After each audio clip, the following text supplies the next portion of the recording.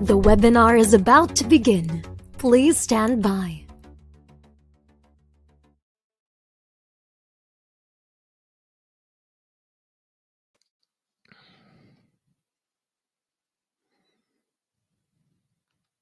Good morning, good afternoon, and good evening.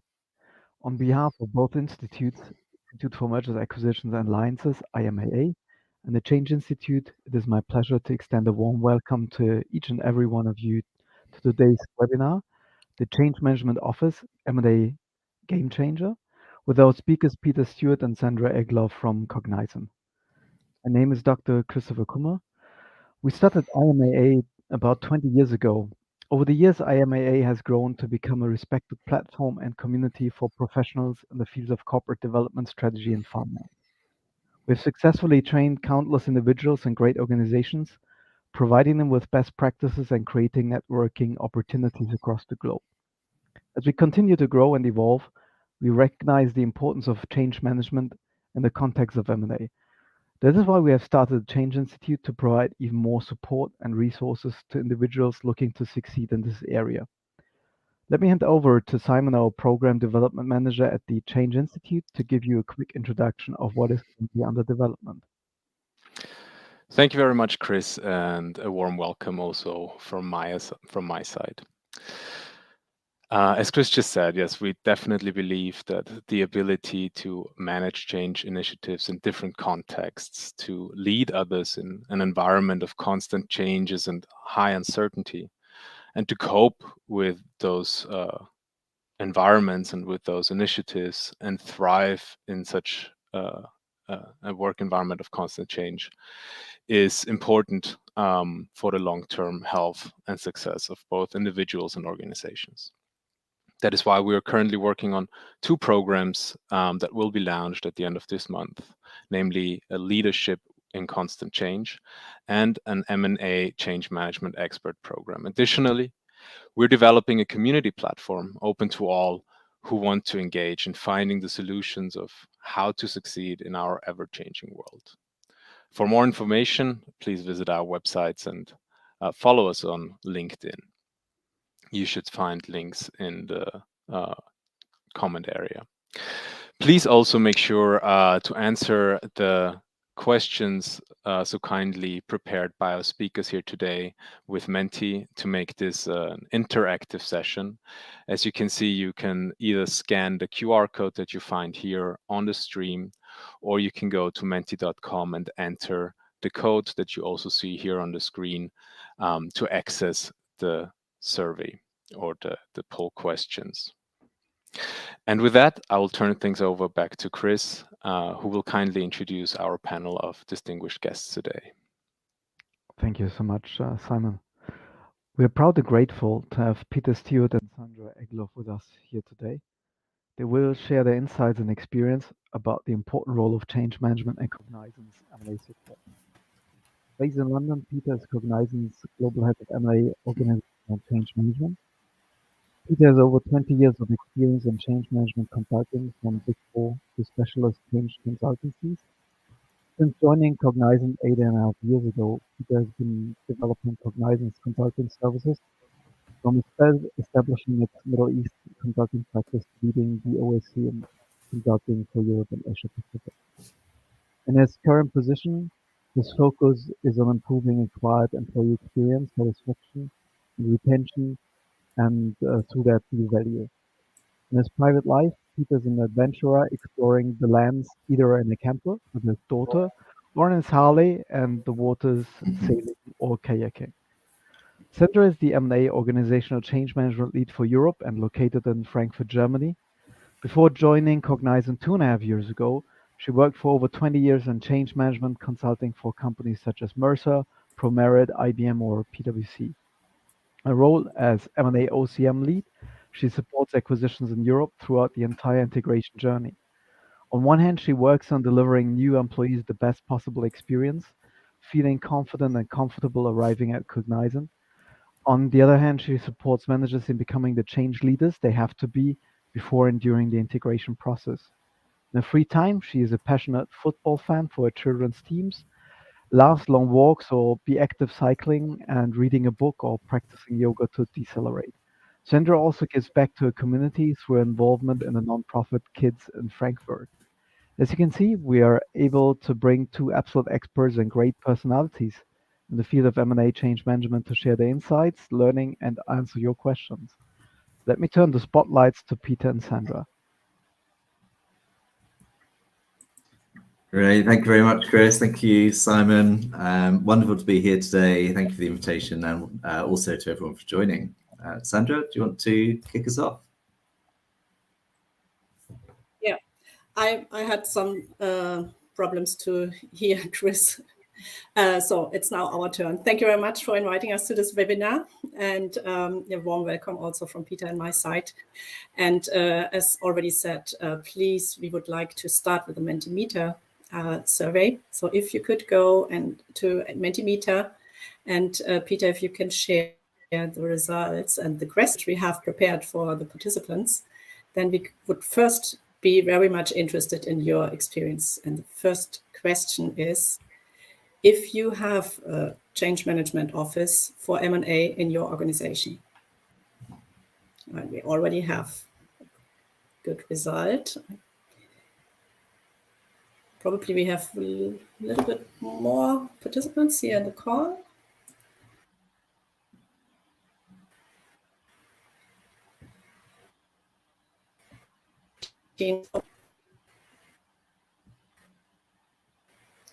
But apparently the majority doesn't have a dedicated change management team for M&A.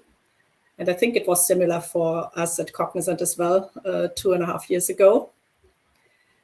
So let's have a look on the next question for those who answered with yes.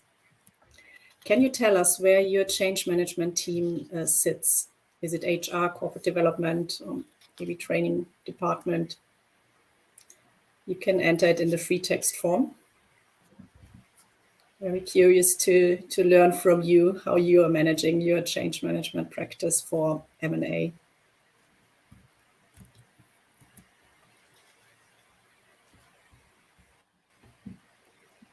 Absolutely, and just to dive in, I mean, I've seen M&A change management sitting in where we do, for example, corp dev integration in finance, could also be in HR. Seen in the learning sort of function, transformation office, PMOs, consulting might do it, but a real mix. Good to hear from you. If not sort of on the Menti here, we can always come back to it later and review after. Yeah. So if there are no answers flying in, then let's have a look on our presentation, which we've prepared for you today. And first have a look on our agenda.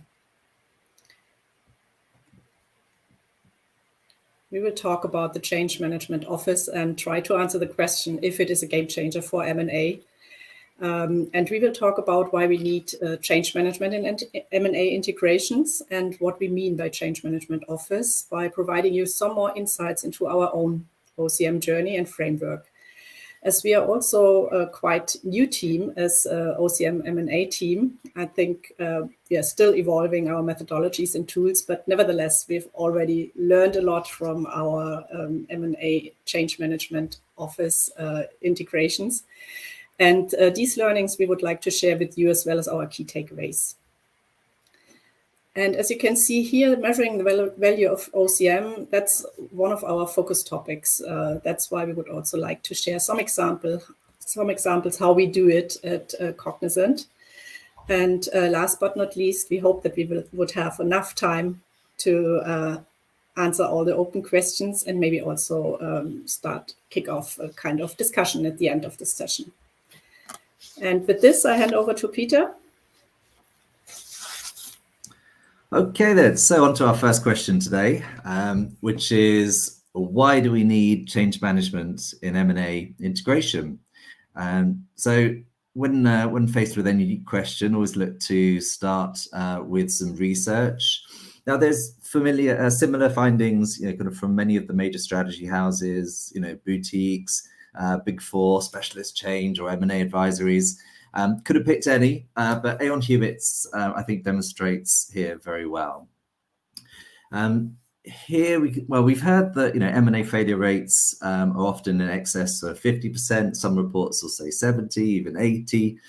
So Aon Hewitt have surveyed the top 10 reasons for failure, and these include extended time for the integration, culture. Now that's usually in the top 3 or 5 reasons for failure or improvement. Communications, capabilities. Operating models play a big part, other people factors.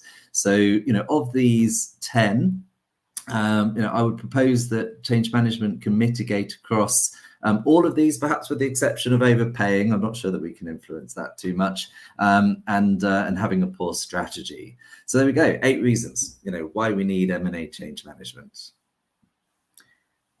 If we move on to the next slide, please. Well, what do we mean by a change management office in M&A? So firstly, I should clarify, we're talking here about the organizational change management, not programmatic, PM, IMO scope, which is often kind of bundled with change. OCM is normally concerned with adoption, right? In a sort of technology adoption sense, which is where certainly the majority of my career is going to come from, whether it's sort of Salesforce, SAP, Oracle kind of platforms or transformations, kind of that sort of thing. But here in an M&A context, we're acquiring for talent, so retention, is a core goal, and as such, we've defined our North Star as employee experience, as we recognize that kind of EX drives employee satisfaction, that drives retention, that drives productivity, and ultimately deal outcomes, deal success. And that follows very much ProSci's excellent advice. I think many of us are ProSci certified in the team, that we must link change management to our business outcomes. Typical year for us is probably about $1 billion in acquisitions, maybe 8 or 10. As part of our growth strategy and expansion of our digital capabilities in particular. Until about 2 years ago, as Sandra mentioned, we didn't have an M&A change management office. We were more comms focused. We didn't have a lot of sponsorship, clear strategy. We didn't have dedicated resource. We were dependent upon the organizational change management consulting team, and still are to some extent. They help us with our stretch resourcing. But to address these issues, develop deep M&A change management competency with the overall goal of improving deal outcomes, we stood up our change management office under finance, corporate development, integration. Now, this ensures that the acquired employee experience has a voice at the deal leadership level. And sitting in corporate development recognizes our role across work stream, like the IMO. So that made more sense than perhaps sitting sort of within a function like, say, HR or learning and development or so forth. So 2020 M&A change management was launched as one of our sort of continuous improvement projects. Team sort of developed, got the approvals, developed an initial starting point, and then in 2021, we stood up our dedicated regional M&A global leads. We evolved our strategy, our framework. We ran awareness, and we piloted, our new play across a handful of deals.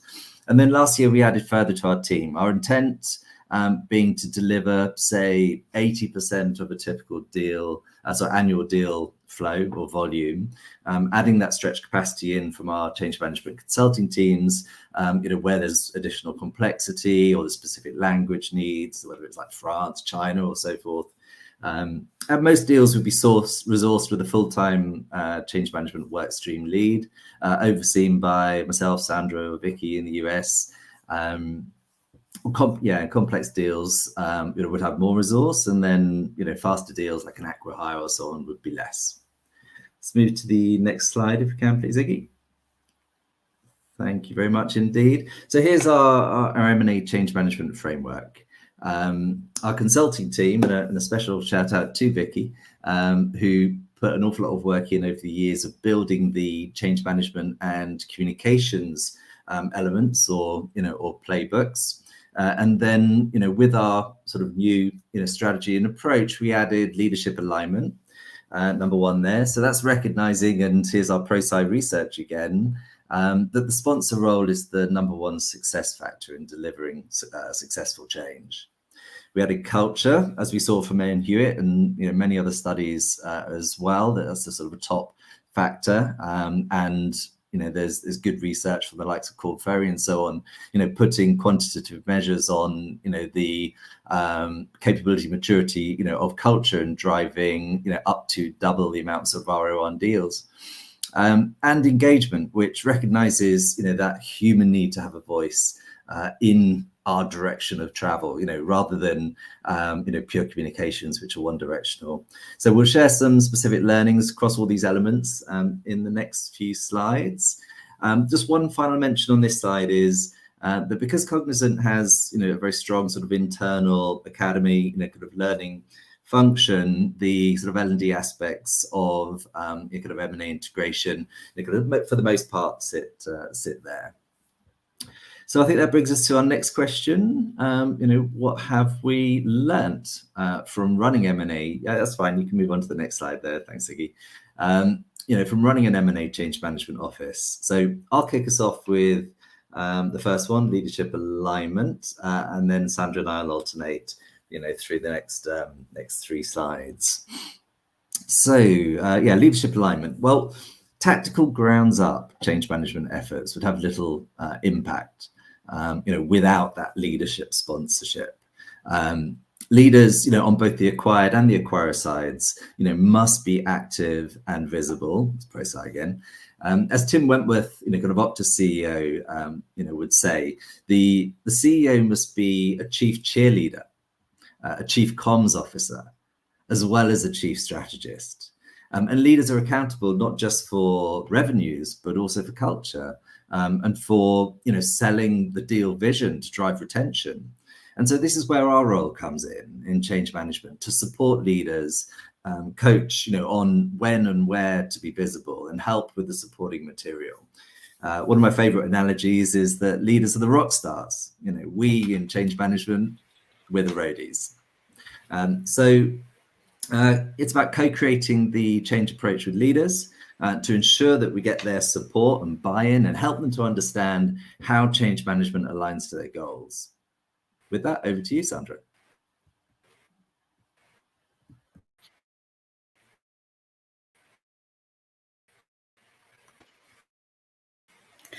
Okay, yeah. As in all other transformation projects, I think the change agent network is for us an integral part and critical success factor in any integration, as it gives us the opportunity to leverage a mix of resources from the acquired company who are close to their colleagues. As we are new and need to build our relationship, it's always the best thing to collaborate with the colleagues who can act as change agents.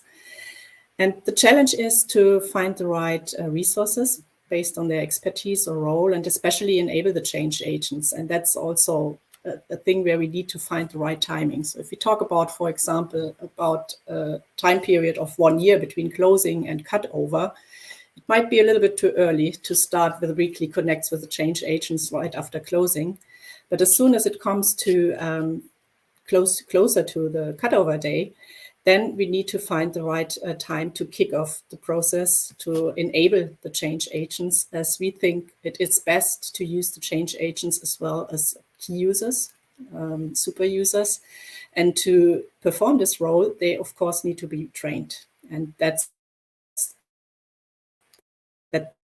takes time. So they can only add a clear value change management team. And yeah, following Peter's leadership alignment comments, of course, it's also very important for us to ensure leadership support and buy-in,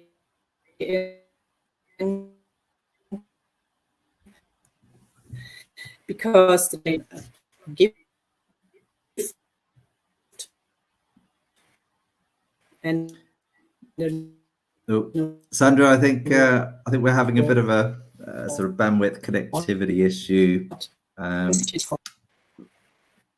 from your side. Thank you. I'll pick up with communication, then hopefully the bandwidth has come back again. Thank you. So communication.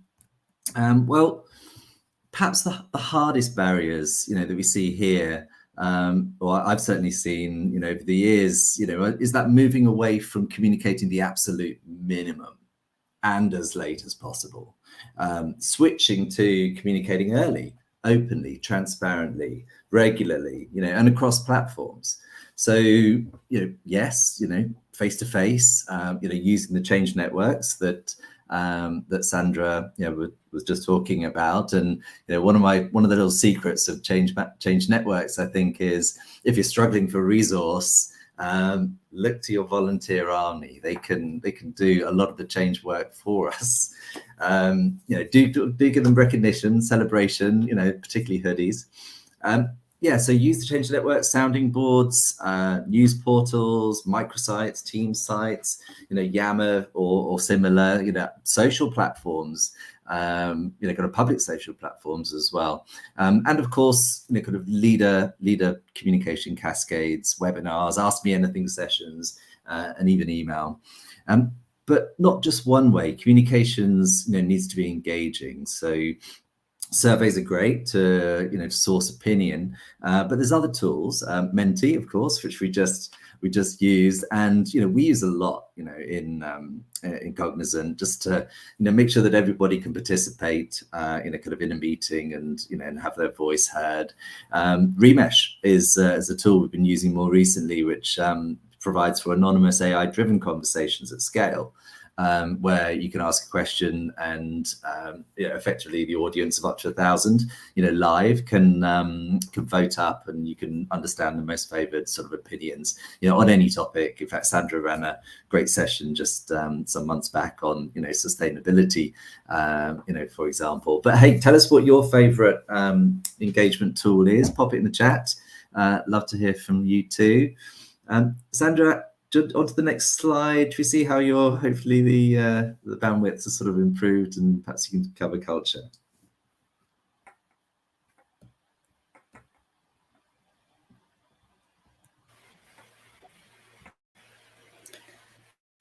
I'm not sure if you can hear me. I'm struggling with the video.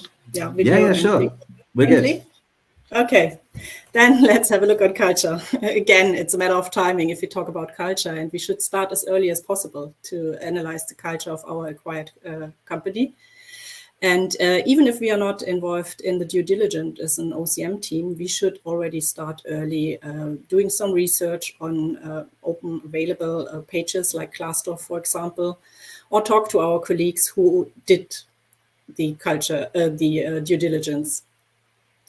And of course, if we talk about culture, it's again a question of having the buy-in of the leadership team, as we need to understand the culture first, and then we can derive any actions so that we can prepare our colleagues accordingly. And you see here also the topic of the cultural awareness workshops. As we are acquiring sometimes also local companies, there might be an issue if it's the first time for them to work in an international environment. And that's why we are offering cultural awareness workshops to help them understand other cultures and also learn on how to collaborate with our colleagues all over the world.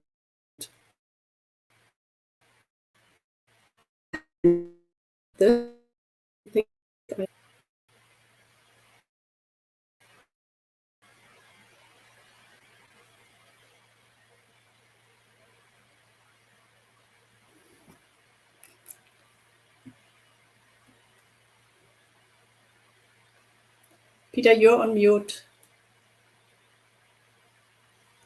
There you go. Thank you. Only 3 years of COVID and still getting unmuting issues. So on to the topic of process owners and readiness. Now, this could be a topic like a full hour, kind of itself, but I'll keep it brief. So What do we mean by this? Well, kind of each acquisition has been successful, right? That's why we acquired them, as a result of how it operates, its operating model. So at its most basic level, that's people, process, tools, tech. Now, focusing on the process. Well, processes are run on the technology, the systems, by people. So it's a good window into the operating model. And our job in integration is to transition from the acquired, or as is process, to the integrated, to be process, with the minimum amount of disruption as possible, in order that employees can get on with doing their work and build their careers. The most successful program I've seen in 20 plus years achieved, kind of around 95%, kind of readiness for tech adoption cutover.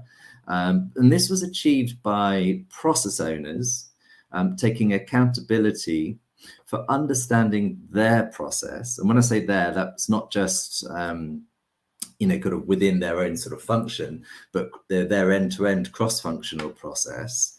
And understanding those changes across, the tools, the roles, the authorities, the KPIs, measures, etc., and then working with us, in change management for supporting with the training requirements and the communications and so forth to address those gaps, and then come back and help with the measurement of readiness prior to the go live, the cut over, the transition.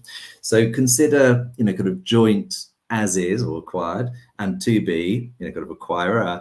Process owners jointly being held accountable for readiness and kind of performance throughout the transition. I'll leave it there. Could go on for a long time. Sandra, how are we doing? Can you do you want to pick up EX, or if not, I can. Don't mind. Let's try it again. I switched off my camera. Thanks for the tip.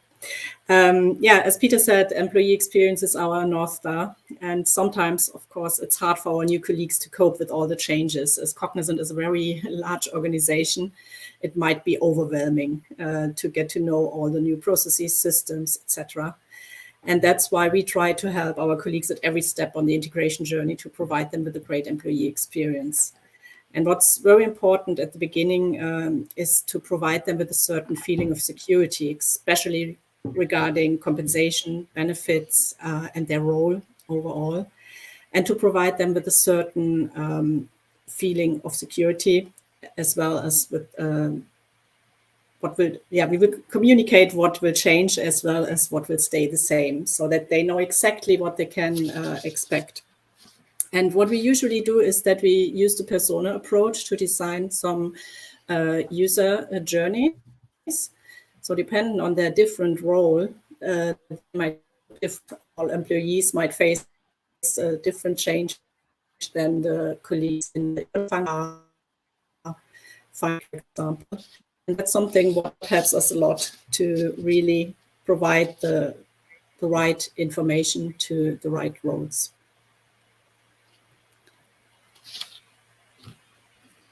Okay, thank you. Strategic coalitions then.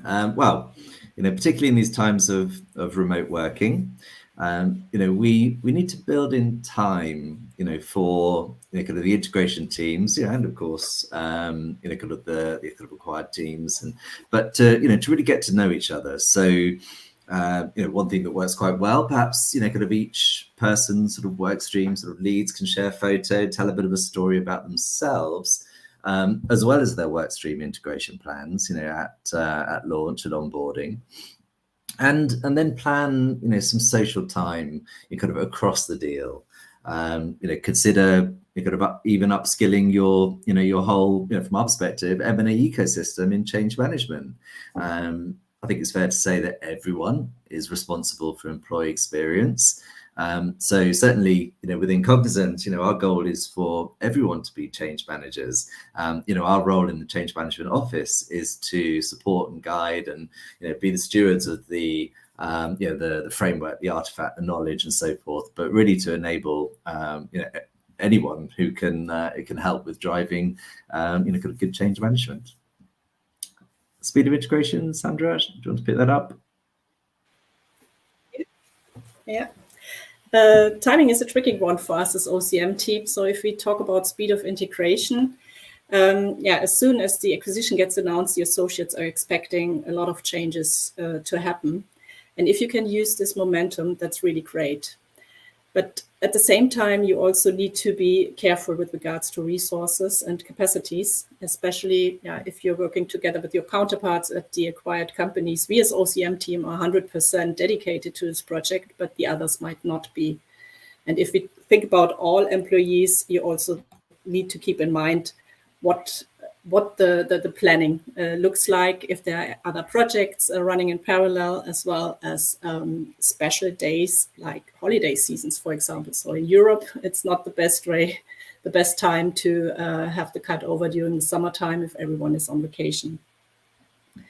And what we find a little bit harder is if we integrate an organization that was standalone for 1, 2, or even more years, because then it's again the time to start again talking about why do we need to have this integration, and need to focus on our change story again.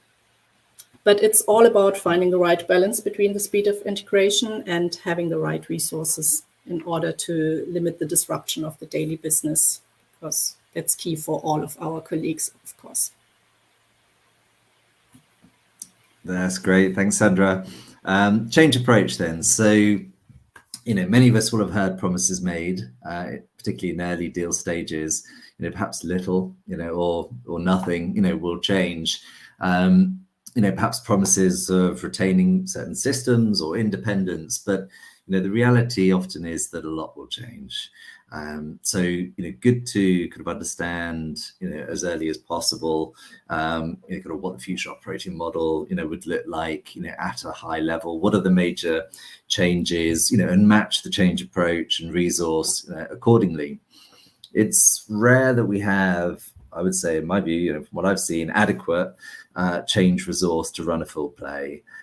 Even if we have the resource, we're reliant on the incoming team and leadership in particular, and they may not have the bandwidth to support it. Therefore, we need to prioritize, where there's that greatest impact, and value. And the big learning for us was really positioning change management at the right level. So we're done on our 3 slides of key takeaways and learnings. I hope you're coming up thinking of some questions for us. You can pop them in the chat. I think we can sort of go off mic as well in a bit. But our last question then, that's fine. Yeah, this is the one. How do we measure value of M&A change management? And it's an important one because right from the start, if you're trying to get buy-in, I had a look actually, so I went back to Mentimeter. I can see, many of you have managed to sort of get on there now, and you've shared, kind of where do your kind of M&A change management functions fit. Sometimes it's within corp dev, sometimes it's PMO. I like the answer that says I am the change management office. So, particularly, to you, kind of, if you're trying to kind of build a case for having a dedicated M&A change management team, then kind of how can we really demonstrate its value? First thing I'd say is we talk a lot. There's a great culture forum, that M&A culture forum that we're part of, where the sort of the overarching opinion kind of the peer groups is do not try to come up with an ROI on culture. That's a fool's game, hiding to nothing. It's best to, but certainly I think we can get some ways towards kind of understanding the impact of the entirety of change management office kind of on deal outcomes. But how do we do that? So I'll give you some of the areas that we're either doing or working on doing, and again, love to hear from you if you want to put some comments in the chat. What are your measures? So we look at it in two buckets. There's the direct measures. This is where we can get, kind of data, qualitative or quantitative, on the specific direct interventions of change management. So we can get qualitative feedback from stakeholders. We can, survey, get satisfaction feedback on a specific intervention, or if we're running a readiness session, or, developing some collateral that's going to help, or journey plans and so on. We can measure, OCM's execution, against plan. Even like the, say, ProSci OCM, capability maturity scores, can be, a good measure of where we are, kind of on a journey of 1 to 5. And then you can use tools like, I'm going to forget what they're called now. But you can measure, there's lots of tools, kind of Google, whatever, that you can measure the sort of open rates, read rates, kind of communications and so forth. So we can get that direct data, but then there's, kind of the indirect measures. And I think this is really interesting, which is, we can, if you've got the right data, you could be looking to correlate, your change management scope, interventions, kind of with deal return on investment, for example. So, once you've done enough of these and you've got the data on it, you could say, well, we ran full OCM scope on these deals. Well, how did the deals play out in terms of achieving, their deal thesis and business case? Maybe there's correlation there. We haven't got enough data set yet to be able to do that, kind of specifically, but, working on it. You can look at, kind of other outcomes like retention and say, does, a stronger change management effort, lead to, greater retention or employee satisfaction, kind of achievement of, integration timelines and so forth. But still always need to be mindful that there will be other factors which are outside of control, things like executive sort of EC sponsorship changes, for example, maybe sort of specific HR benefit, kind of changes or system tech changes and so forth. But I think the takeaway then is, to standardize as much as possible, on your mechanisms for, surveying, for capturing data, and then build that data set, so that you can, conduct analysis, and that can, help inform decisions. So, what about you? Let's have a look if there's anything in the OCM, in the chat there. But let's just, whilst we're looking at that, let's move on to the next slide. So, quick reminder of what we covered today. Here's the questions of why do we need change management? What do we mean by it? How, what's been Cognizant's journey? Kind of in M&A OCM, what have we learned? Some of the key learnings there, and how to measure the values. So with that, final slide just tells a little story about, change is not easy, certainly can get messy, but, hopefully you'll agree it's worth it in the end. Over to questions. Thank you.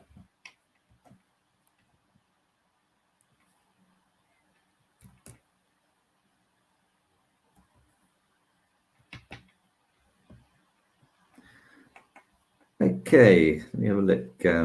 Well, I guess I'll start from the top.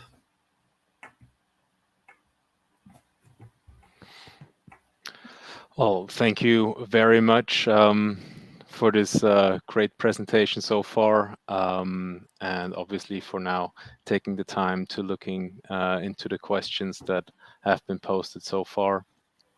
I think I can speak for both the Change Institute and IMAA that very, very interesting, and very, very great to hear how much the introduction of the Change Management Office has benefited Cognizant in your success with M&A integrations. I think we've already have the first question out here, so please. Sure.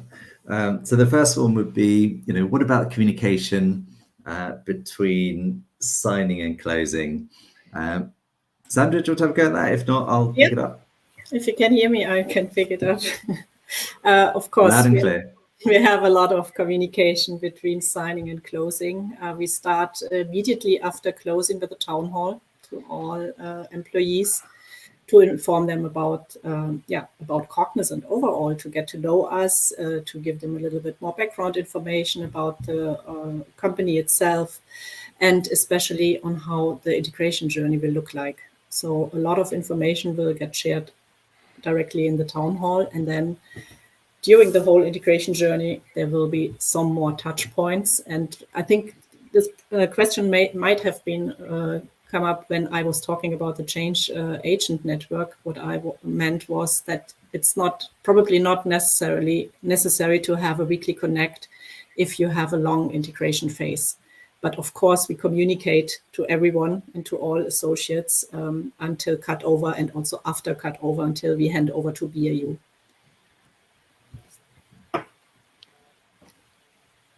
Perfect. Thank you, Sandra.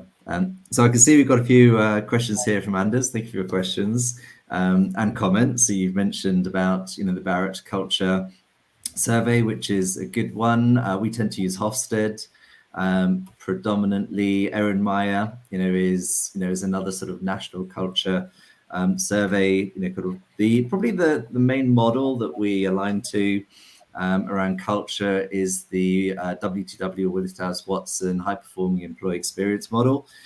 If you Google WTW HPEX, that will come up, and is quite a sort of clean way to represent employee experience, which is linked to culture across 12 dimensions that you can measure through survey and drive action across those as you compare it to the sponsoring culture. AGCAR, absolutely. AGCAR is the ProSci, as awareness, desire, knowledge, ability, and reinforcement, which is fantastic, particularly looking at readiness. So if you've got the ADKA part, all done, then you survey for readiness, you'll get a high score. And then you can work on the reinforcement through stabilization. And the last one of Anders' questions, well, I got a couple actually, I think, is, how do you handle daily operations versus changes and integrations? Now, I hope I've understood you sort of correctly here. So, if we would, this is why when we resource an integration, would have kind of a full-time OCM, kind of manager as the work stream lead, to really kind of be part of all of those sort of operational, kind of programmatic, kind of cadences, calls, and and sort of aligning across all the different functions, managing the plans and so forth. And then you'd have, Sandra, myself, Vicky, kind of playing a bit more strategically, working very closely sort of with the leaders and, the alignment piece there, so that we're sort of balancing, how we kind of manage the more tactical operational, kind of versus, sort of the larger sort of change, kind of management and strategic factors. I'm not sure exactly if that was what you meant, but happy to sort of re-clarify if needed. Sandra, do you want to pick the next one, which is from Tina, which is, do you have a recommendation for how one person can approach change? Yeah, also to add on Anders' comment, it's difficult to keep focus on the change journey when we fight with daily operations. I think that was the question, not us being available all the time. But that's exactly what we are fighting every day. So we can be prepared as best as possible. Yeah, have everything at hand, have scheduled all our training sessions, all our town halls or whatever. But if there's something going on in the daily operations, then no one will be able to listen to what we will tell them about our changes. So that's what we also meant by our comment regarding being, timing. Timing is also very key. And one person OCM approach, I think if you have an approach, then even one person can already start, and then maybe it would be a good idea to build a coalition with the change agents and have some volunteers who can support you.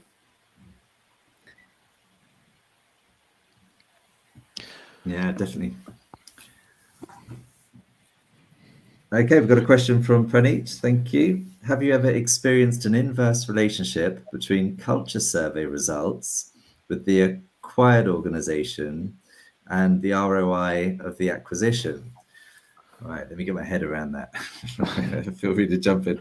So an inverse relationship. So the culture surveys are showing good, for example, positive, but the ROI, the opposite, or could be the other way around. Think about that for a moment. I would say, so I have looked at the data, just to sort of take a sort of slight aside to the question. What I have seen, so certainly there's a link between, let's say, and this is a clear one, retention, and deal ROI. So, or attrition, you could say. As attrition numbers rise, then the deal ROI or sort of revenue growth falls. So that's an inverse relationship. Culture, kind of links directly to employee experience, which links directly to retention. So I would suggest that it could be that if you have poor, I would say perhaps more direct, a poor culture score, would be more likely to drive a poorer ROI. And there is some research from Korn Ferry on this exact topic and others, but I can't remember them on the top of my head, which does link directly the culture with ROI on a sort of positive relationship rather than inverse. That would be my understanding. Thank you. Another question regarding the journeys. The question is if it's aligned to roles or to career levels. It's aligned to roles. That's what we mean. If you have employees in the HR department, they will face totally different changes than the ones in the finance department or the ones in the business. So we create those journeys per role. And sorry if I may ask a follow-up question here, because the connection was a little bit interrupted earlier, Sandra, when you talked about how you set up those roles. I think that's very, very interesting. How do you gather the information, or where do you get that information from to form the best informed roles, personas? Sorry. The roles depend on the organizational structure of the acquired company. And in our analysis phase, we get, of course, the information from our new acquired colleagues, how the organizational structure looks like. And then we know which departments we need to cover and which roles are affected in these departments. Thank you. Absolutely. I'd say the project manager role is one sort of that it becomes particularly challenged as, and actually HR, often, you'll find you're going to require an organization that has an HR business partner role that's really quite different to, the Cognizant HR business partner role, or project manager roles are very different. So, trying to work to really understand what are those key personas, what is the maximum kind of impact, and and really help sort of handhold kind of through those changes. Some of that is still work in progress.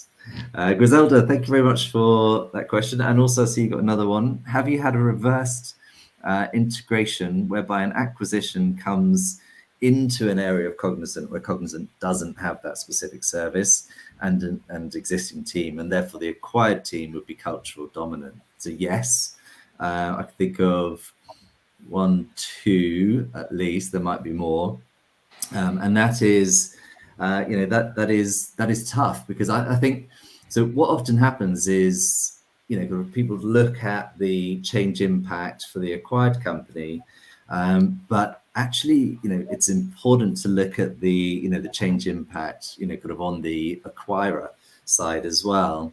For example, we had we'd stood up a team kind of in one of the technology domains, and then we could have acquired a much more sizable company in that area, and so the acquired company was significantly dominant, And so it was the legacy group, who were already well infused and embedded into Cognizant, who really, kind of felt at risk, and so we had to work, very much with both parties.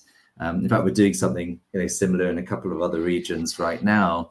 And I think, where the management can sort of step up and be clear that, we want to, it's difficult to say, a best of both cultures, but I think it is important to, to survey and engage, with sort of both sides in terms of, what are those ways of working that, that are most highly valued, and if they were lost through integration would be of the greatest concern. Really get the employee kind of groups, forums, Change Network as well, kind of working on this to present to leadership, kind of what those are, and and then kind of the leadership's role. You can run some workshops to come up with a sort of an action plan that addresses the design of the new culture, kind of target culture, for the merged operation. Not easy. Need to definitely be aware of, kind of influence, what can be influenced, what can be changed, and what cannot be changed, and work within those bounds and be transparent with those bounds. And we've just done that actually using Remesh, which has worked really well, because you can ask, the entirety of the audience, kind of what those aspects of culture are that are most valuable, that would like to be retained, and then you're going to build that into sort of a clear prioritized action plan. So one of the fun ones was, I say fun, the acquired company, was very prominent on Slack. It was really part of the sort of day-to-day organization, day-to-day communication, engagement, collaboration, culture. And then within Cognizant, we use Teams. So, can we learn from some of the, ways of collaborating, communicating on Slack, and, kind of work with the employee groups to adopt some of those on Teams? So, yeah, I think it's a tough question, and we're still sort of learning, trialing, piloting, a bit of A/B testing, but, definitely worth investing the time.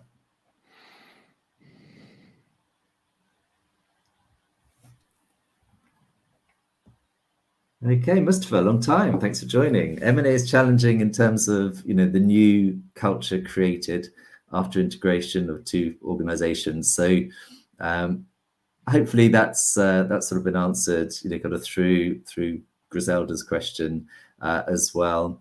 We've kind of done a sort of revised edit of our culture approach playbook. As said, sort of based on the WTW HPX kind of model, but we're still trialing different approaches in different regions, with different BUs, kind of around that. But I think one of the important factors, and sort of reference to Mark Hermberg, to the M&A Council for this is, even say like the employees expect leadership to be working on culture, but it may not be leaders, kind of competency to do that. And that's why, we're here to help. And, even just saying that there's a team that is working on culture, according to Mark, and I would agree with this, is that, that is a significant value in and of itself.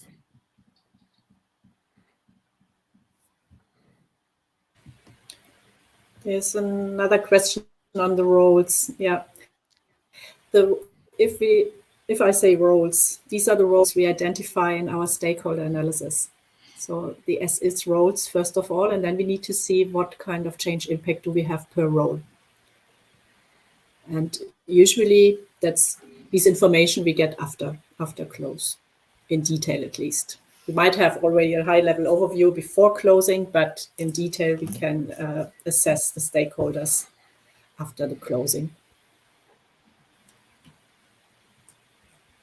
Does that answer your question? Thank you. I think we might have hit all the questions. If you wanted to, Iggy, sort of pop up the Mentimeter just so everyone can see what the answers were there. Might be of interest.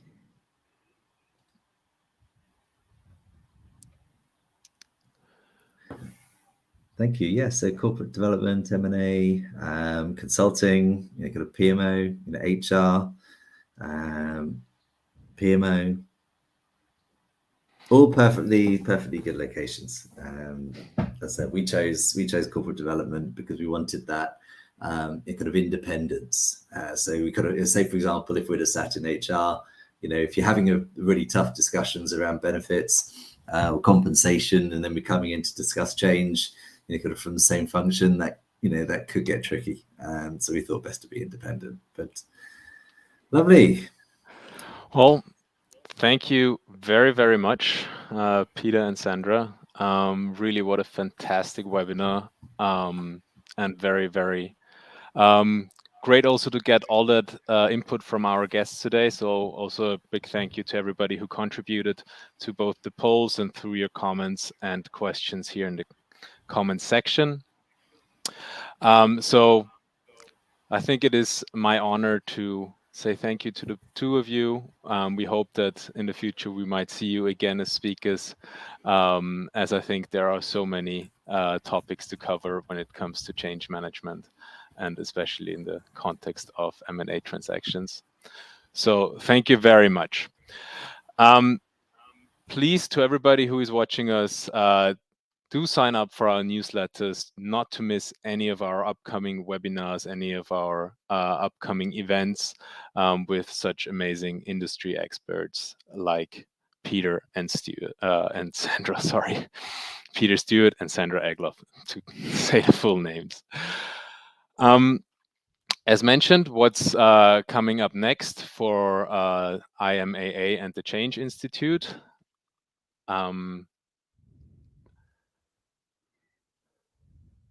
With IMAA, we have trainings upcoming on site in April, in Singapore, and in May in Vienna, as well as virtual live trainings in March, the closest date, with most of our programs, and in June.